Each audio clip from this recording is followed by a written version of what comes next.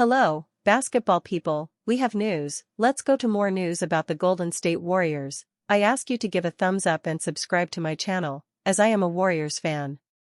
Signing Michael Porter Jr. won't be easy, but the Warriors will try to bring him in to play alongside Stephen Curry. Michael Porter Jr. is the ideal name for the Warriors to become a playoff team. The dynasty days are beginning to fade for the Golden State Warriors. As younger, up-and-coming teams across the league continue to take center stage, the Warriors appear poised to take one final home run swing at another championship. Their best opportunity to do so may come before the upcoming trade deadline.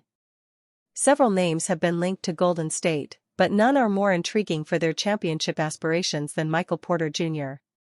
Michael Porter Jr. would fit like a glove in Golden State. Porter Jr. is one of the league's most naturally gifted scorers, and his skill set aligns seamlessly with the pace and space, motion-heavy offense the Warriors have perfected for more than a decade. Currently averaging 25.8 points per game while shooting an efficient 49.6% from the field and 41% from 3 on 9 attempts per game, Porter provides exactly what Golden State has been missing, a high-volume scorer who thrives without needing to dominate the ball. Playing alongside Stephen Curry would dramatically improve Porter's shot quality, effectively creating an offensive cheat code. While his scoring average may dip slightly, it would not be by any meaningful margin. Rather, he would become an even more efficient, high-octane scorer benefiting from defensive attention drawn to Curry. Porter's ability to punish late rotations, shoot over contests, attack closeouts, and score efficiently from the mid-post gives Golden State a crucial counter when the motion offense becomes predictable late in games. Financially, Porter Jr. is earning $38.3 million this season, meaning any deal would likely occur after January 15, when Jonathan Kuminga becomes trade eligible. A package centered around Kuminga's $22.5 million salary, combined with contracts such as Moses Moody and Buddy Hield, could make a deal feasible. Draft capital would almost certainly be required, but with Golden State's championship window as narrow as it has ever been, the cost may be justified. Defensively, Porter has never been elite, but flanked by anchors like Draymond Green and Jimmy Butler, his shortcomings can be mitigated. Ultimately, MPJ represents a high-impact defensive upgrade, one capable of unlocking cleaner looks, elite spacing, and a more dynamic half-court attack that could reshape the Warriors' championship ceiling. Warriors forward Draymond Green ejected again, taking season technicals total to 9. Golden State forward Draymond Green was ejected late in the first half of the Warriors' 123-114 victory over the Utah Jazz on Saturday night after consecutive technical fouls for arguing with officials. Green apparently thought there should have been a 3-second call and was ejected with 2:25 left in the second quarter. He was tossed for the second time in his last 4 home games. He sat out Friday's lopsided loss to Oklahoma City to rest. "We won the game, that's all we care about, that's all he cares about," Stephen Curry said. "I know he'd rather be out there. I don't know what he said to the ref, but I didn't think it was." The consensus in the locker room was it wasn't enough to get thrown out. Also during this stretch, Green left the bench following a heated exchange with coach Steve Kerr during a third-quarter timeout December 22 against Orlando and then went to the locker room on his own to cool down. Green now has 9 technicals this season, and would receive an automatic 1-game suspension upon reaching 16. He had 8 points, 3 rebounds, and 2 assists in 12 minutes of action. Kerr said he didn't hear what Green said but called the ejection a quick one, saying it seemed official Kevin Cutler quickly decided to toss Green. "I assume it was something that Kevin just wasn't going to listen to," Kerr said. Kerr said the Warriors need Green to be smart with his emotions. "We need Draymond and I want him out there. I think he might be up to about 9 techs," Kerr said. "We're not halfway through the season yet, so long way to go. We need him." Steve Kerr makes his feelings clear on Draymond Green's ejection. For the second time this season, Draymond Green of the Golden State Warriors was ejected from a game. The 2 ejections happened in the span of 2 weeks, with coach Steve Kerr sharing his honest feelings about Green's temper tantrums. In his post-game press conference, Kerr was asked about the former Defensive Player of the Year's outburst that led to his second ejection of the campaign. The four-time champion coach emphasized Green's importance to the Warriors' success despite a tumultuous season for him. "Yeah, I mean, we need Draymond, and I want him out there. So I think he might be up to about 9 techs. So he's got to, we're not halfway through the season yet, so a long way to go and, we need him," Kerr said, via NBC Sports Bay Area and California. According to Yahoo Sports, Green is tied with Los Angeles Lakers superstar Luka Doncic for the second most technical fouls this season. They are only behind Dillon Brooks of the Phoenix Suns, who has a total of 12. However, Green is the only player in the NBA with 2 ejections in this campaign. Steph Curry's reaction to Green's ejection. In the same post-game press conference, Steph Curry was asked about Draymond Green getting ejected for the second time in 2 weeks. Curry stressed that winning is more important, which they did against the Utah Jazz, 123-114. Curry also revealed what the rest of the Warriors were thinking about the decision to toss Green. "We won the game. That's all we care about. That's all he cares about. I know he'd rather be out there. I don't know what he said to the ref, but I didn't think it was, or the consensus in the locker room was, it wasn't enough to get thrown out," Curry said, via NBC Sports Bay Area and California. ESPN's Anthony Slater reported that the former Defensive Player of the Year was called for his first technical foul by referee Simone Jelks after arguing about a 3-second non-call on the Utah Jazz. Referee Kevin Cutler gave him a quick second technical for continuous arguing. Green played just a total of 12 minutes, finishing with 8 points, 3 rebounds, and 2 assists. Warriors not interested in trading Green for Anthony Davis. Sam Amick of The Athletic reported that the Dallas Mavericks have called the Golden State Warriors to discuss whether they are interested in acquiring Anthony Davis. The Mavericks are now linked to Jonathan Kuminga, who will be trade eligible on January 15. However, Kuminga's salary doesn't match Davis's massive contract, so the Warriors will have to part ways with Draymond Green or Jimmy Butler. The only problem? Golden State isn't interested in trading either player.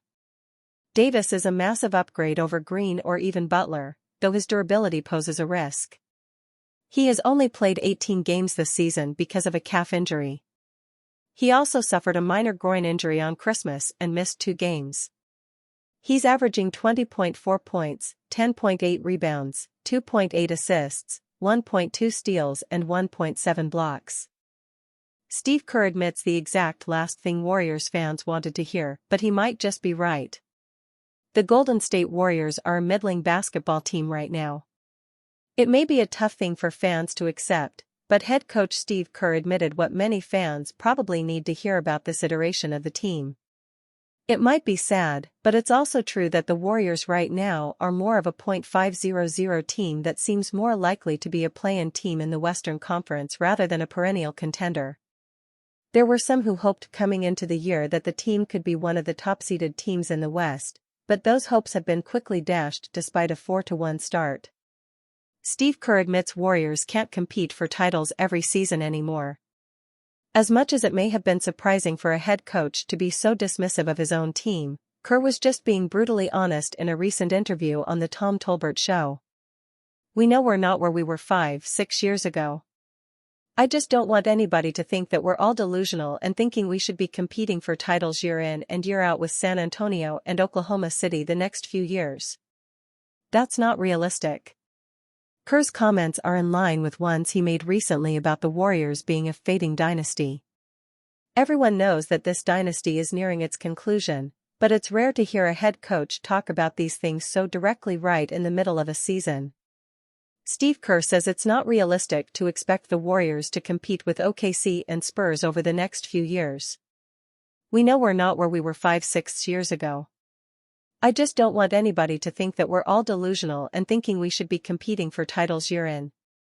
It almost makes one wonder if Kerr is beginning to see the writing on the wall and may even be planning his exit from the organization. His contract is up after this season, so maybe he will choose to step aside if he truly believes the team doesn't have a realistic shot at a title anymore.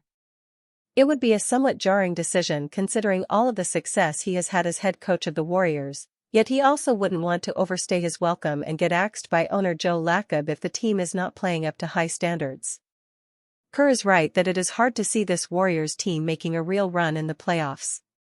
Sure, they could get hot, and if they peak at the right time, and Stephen Curry stays healthy, you never know what could happen. Yet to outlast the Spurs or Thunder in a 7-game series is a tall order, and Kerr understands that even if it's not what many fans want to hear. We'll see what the rest of the season holds, but Kerr's recent comments certainly make one think about his future with the franchise. Warriors quietly have ideal Anthony Davis insurance to combat major problem. A lengthy injury history is going to be the major problem for the Golden State Warriors or any rival team looking to trade for all-star big man Anthony Davis before the February 5 deadline. Yet if the Warriors were to pull off a blockbuster deal for Davis by relinquishing likely all three of Draymond Green, Jonathan Kuminga, and Buddy Hield, they would quietly have the ideal insurance to guard against the 32-year-old's injury concerns. Warriors have insurance to cover Anthony Davis's injury issues. As the Dallas Mavericks have learned this season, it's hard to maintain winning basketball with a $50+ million player regularly on the sidelines. However, Golden State do have a roster that could still compete during the regular season even when Davis misses games, allowing him to manage at times in the hope of being fully healthy for the playoffs. Assuming a Davis trade sends out Green, Kuminga, and Hield, the Warriors would still have veteran stars Stephen Curry and Jimmy Butler to generate offense when Davis is unavailable.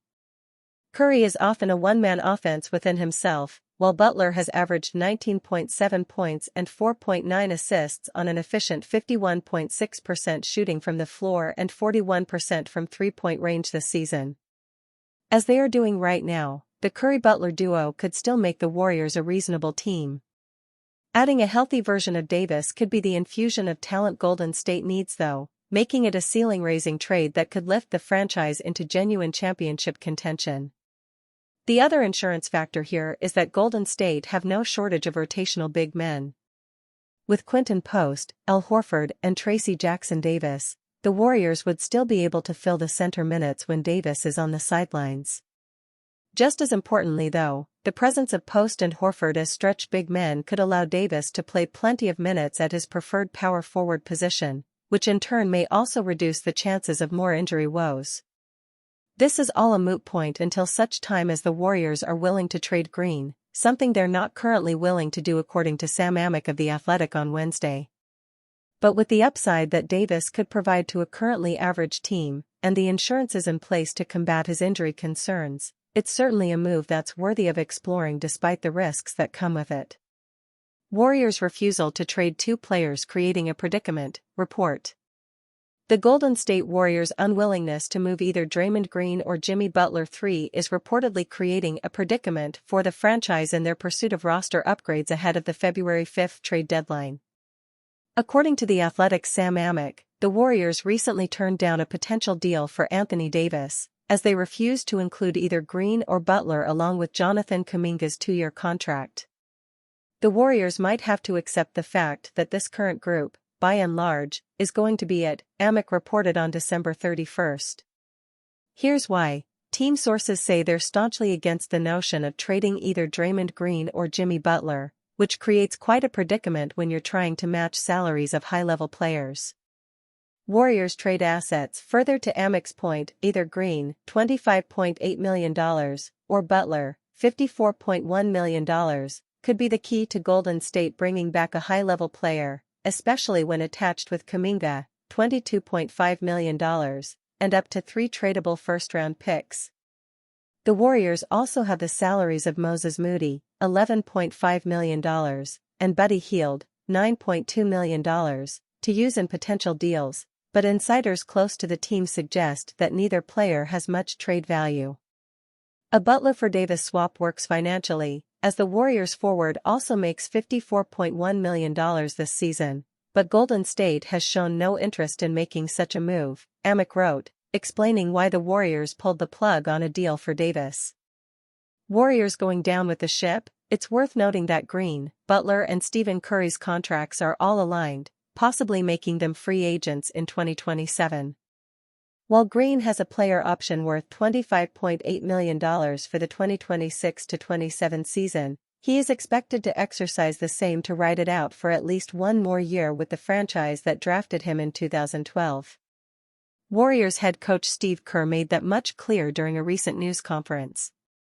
"My number one goal, honestly, is for Green to finish his career as a Warrior with us fighting, metaphorically, not literally fighting and competing together until we're both gone," Kerr said on December 22 following his shouting match on the bench with Green. In the lead-up to the 2025-26 season, several reports suggested that the Warriors had internally given the trio of Curry, Green and Butler a 2-year window that expires in 2027, following which they could start anew and alter course. As such, it would perfectly explain why they remain staunchly against moving Green or Butler. The Warriors want to maintain maximum flexibility for that 2027 summer. As it stands, they only have Moses Moody's $13.4 million and Buddy Hield's $10 million player option on the books by then, AMIC reported on September 16, 2025.